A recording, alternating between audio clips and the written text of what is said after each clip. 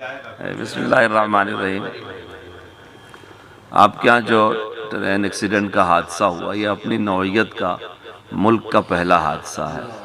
اس کو قدرت کا کرشمہ ہی کہا جائے گا کہ ایک ٹرین مال گاڑی سے لڑ گئی اور ابھی وہ سنبھل بھی نہیں سکی تھی کہ اچانک دوسری ٹرین آ گئی۔ اور اس میں سب سے بڑا جو اللہ نے توفیق دیا، سب سے زیادہ قدر جس کی کرنی چاہیے وہ ان مقامی لوگوں کی جنہوں نے فوراً پہنچ کر کے اس میں ہاتھ بٹایا ہے۔ اب ساتھ میں یہ سن کر کے کہ ایسے موقع پہ بھی کچھ لوگ تھے جو چھینا جھپٹی کر رہے تھے، تو بڑے افسوس کی بات ہے۔ ابھی ہمارے ملک میں کتنی محنت کی ضرورت ہے کہ لوگ مرنے والے، ڈوبنے والے، لٹنے والے، کٹنے والوں کی بھی جیب کی تلاشی لیتے ہیں، تو ہم لوگ ابھی کتنا دور ہیں انسانیت سے۔ چاہے کوئی بھی ایسا کر رہا ہو، ہم کو ان لوگوں کی اصلاح کی، ان کے مزاج کو تبدیل کرنے کی فکر کرنی چاہیے۔ جو نام آ رہا ہے مولانا عظیم اللہ صاحب کا، دیگر خدام کا، یا مولانا ابوالقاسم صاحب کام کر رہے ہیں، یا ہمارے مولانا زعیم الاسلام صاحب کام کر رہے ہیں، ایسے ہی خدام کو چاہیے کہ وہ جماعت کے کام کے لیے آگے بڑھیں، صرف اللہ کی رضا کے لیے آگے بڑھیں۔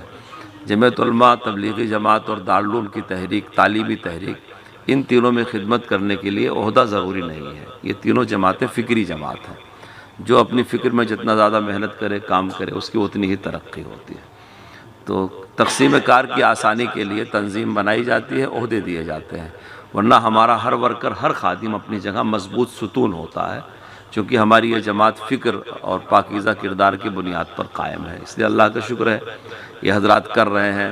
میں نے ان کے کام کو کل دیکھا بھی، اور اگر موقع ہوتا تو بالشر بھی جاتا اور بھی دیکھتا، لیکن ان کے کام کے بعد جو رپورٹ سامنے آئی کہ کل جو لوگ زخمی ہوئے ہیں سرکاری ریکارڈ کے مطابق وہ 1856 ہے۔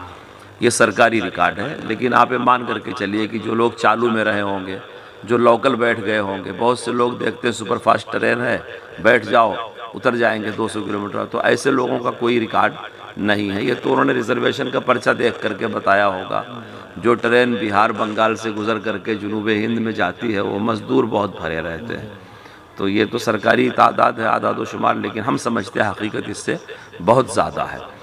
اور ان زخمیوں میں اب تک جو لوگ انتقال کر گئے ہیں، اس وقت مرے یا بعد میں مر گئے، اس کی تعداد جیسا کہ رپورٹ ہمارے مولانا ابوالقاسم صاحب نے دیا ہے 476 لوگ ہیں۔ اس میں جو کرناٹک کی ریاست یا تمل ناڈو یا جھارکھنڈ وغیرہ کے تھے یا بنگال کے، وہ لوگ آ کر کے بہت سے لوگوں کو لے بھی گئے ہیں۔ 75 لوگ ایسے ہیں جن کا ریکارڈ ہوا تھا ریزرویشن وغیرہ کے ذریعے، لیکن وہ لاپتہ ہیں۔ ان کے ورثہ ان کو ڈھونڈ رہے ہیں مگر پتہ نہیں چلا۔ ابھی بھی ہو سکتا ہے ان کی لاشیں ٹکڑے ہو گئی ہوں، یا کہیں ادھر ادھر ہو گئے، یا جیسے بہت لوگوں کے سر الگ ہو گئے، پیر الگ ہو گئے، ٹکڑے ٹکڑے۔ اللہ تعالیٰ وہ ان کو اپنے ہاں آرام دے، اگر مومن ہے تو اللہ ان کے درجات بلند کرے، ان کے پسماندگان کو صبر جمیل عطا فرمائے۔ ہم زخمیوں کے اور مرنے والوں کے، لاپتہ ہونے والوں کے دکھ میں برابر شریک ہیں اور ان کے لیے دعا بھی کر رہے ہیں۔ اب تک کل شام تک کی رپورٹ یہ تھی کہ کل لاشیں جن کی شناخت نہیں ہو پا رہی تھی اور وہ ایمز کے مرچوری میں رکھی گئی تھی وہ 165 تھی، لیکن ہمارے ساتھیوں نے جو رات بھر تحقیق کیا، تفتیش کیا، معلومات کیا، تو ابھی جو میٹنگ ہوتے ہوتے اطلاع ملی ہے کہ 104 لاشیں اب ہیں جن کی شناخت ابھی تک نہیں ہو سکی۔ اس کے بارے میں کل سے ہی آپ کے یہاں یہ طے ہو رہا ہے کہ ہم یہاں کے پرشاسن سے، یہاں کے ذمہ داروں سے، کمشنر وغیرہ سے مل جائیں گے کہ ان میں سے جو لاوارث ہیں ان کا کفن دفن ہم کریں گے جمعیت علماء کی طرف سے، اور ان لاشوں کو لینے کے لیے جو لوگ آئیں گے ہم ان کی خدمت بھی کریں گے، اور جس لاش کی شناخت ہو جائے گی اس کو اس کے گھر تک اور قبرستان تک پہنچانے میں جمعیت علماء مدد بھی کریں گے۔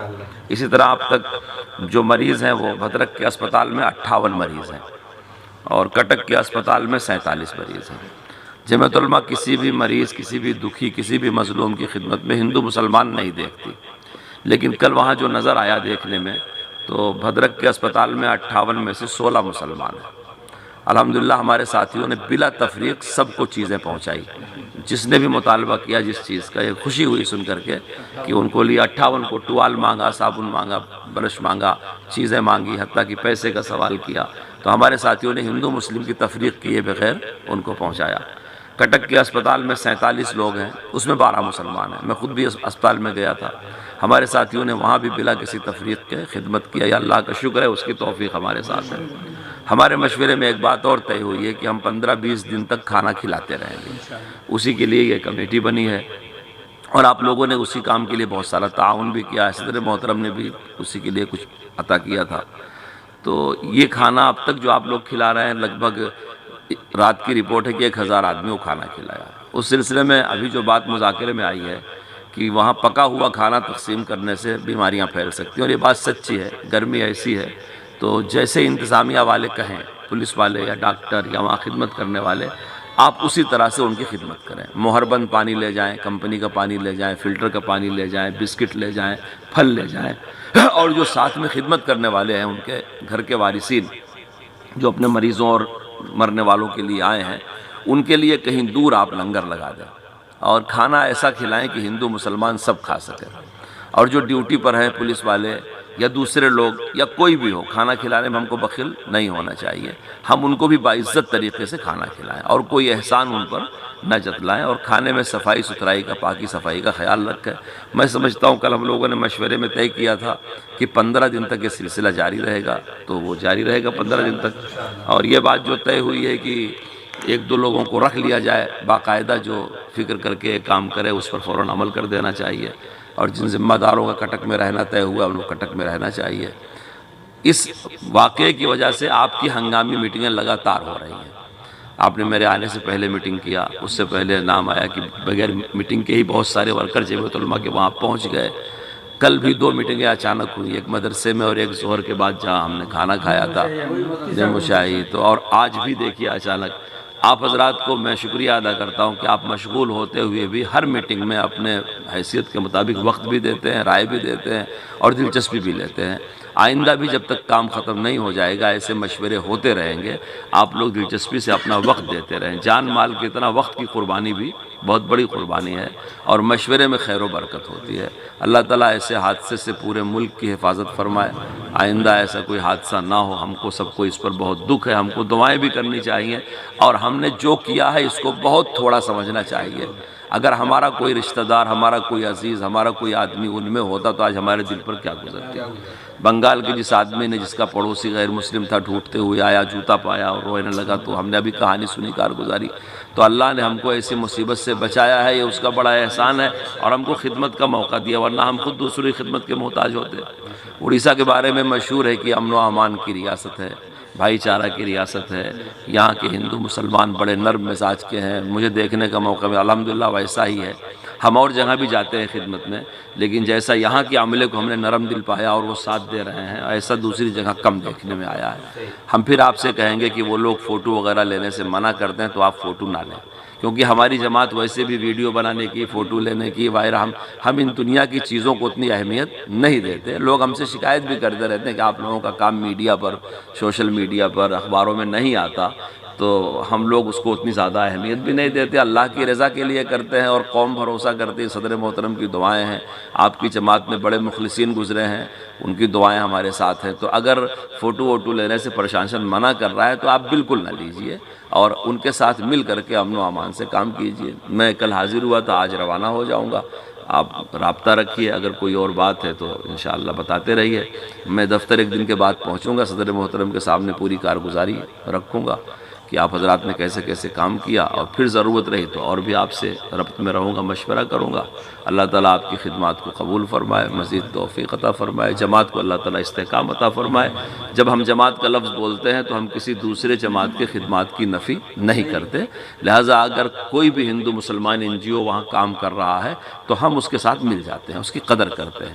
جہاں کام بہت دنوں تک چلتا ہے تو کبھی کبھی ہم دیگر NGO کے ساتھ بیٹھ کر کے کل والے کام پر مذاکرہ بھی کر لیتے ہیں، چونکہ یہ تو خدمت کا کام ہے۔ مثال کے طور پر ہمارے پاس پانی زیادہ ہے، ان کے پاس بسکٹ زیادہ ہے، تو کل کے بجٹ میں ہم کہتے ہیں بھائی آپ پھل کا انتظام کر لو، کیونکہ بسکٹ اور پانی تو آ گیا ہے۔ تو جہاں کہیں ریلیف کا کام دیر تک چلتا ہے تو جتنے NGO آتے ہیں سب خدمت خلق کرتے ہیں، تو وہاں ہم تقابل نہیں کرتے، کسی کی نفی بھی نہیں کرتے، بلکہ ہم سب کے ساتھ تعاون کا مزاج رکھتے ہیں۔ تو یہاں بھی جتنے لوگ میدان میں آ رہے ہیں آپ ان کے ساتھ تعاون کے ساتھ ہی کام کیجئے، انشاءاللہ اس کا فائدہ ہوگا۔ اللہ تعالیٰ قبول فرمائے۔ میں پھر آپ لوگوں کا شکریہ ادا کرتا ہوں، خاص طور سے ان حضرات کا جو پہلے دن سے لگے ہوئے ہیں، اور اللہ تعالیٰ قبول فرمائے، برکت دے۔ میں صدر محترم سے درخواست کرتا ہوں کہ دعا فرما دیں۔ بھی آپ کے شکر گزار ہیں، دعا فرما دیں۔ دعا آپ فرمائیے نا۔ حضرت کل سالن بچ گیا تھا تو ہم لوگوں نے دوسرے این جی او والے کو دے دیے کہ آپ لوگ جو ہے اس میں تقسیم کر دیجیے۔ ایک سالن بچ گیا گدری۔ دعا فرما دیں۔ بسم اللہ الرحمن الرحیم الحمدللہ ہدانا لہذا وما کنا لنہتدی لولا ان ہدانا اللہ اللہم صلی علی سیدنا مولانا محمد النبی وعلی آلہ وصحبہ وسلم۔ اے رب کریم ہم لوگوں کے بیٹھنے کو قبول فرما لیجیے۔ حضرت مولانا جو آئے ہیں اے اللہ ان کے صحیح جمیلہ کو قبول فرما لیجیے، ہم لوگ ان کے شکر گزار ہیں۔ اے اللہ ان کے حیات میں، ان کی زندگی میں برکت نصیب فرما دیجیے مولا ان کو اور خوب کام کرنے کی توفیق عنایت فرمائیے، اور ہم لوگوں کی ہدایت کے لیے برابر موقع نکال کر کے ان کو آنے کی توفیق عنایت فرما دیجیے، اور ہم جمعیت والوں کو متفق و متحد بنا کر کے ایک محض اخلاص کے ساتھ اللہ کی رضامندی کے لیے ہم لوگوں کو کام کرنے کی توفیق عنایت فرما دیجیے، تاکہ اس کا پھل ہم لوگوں کا آخرت میں مل سکے۔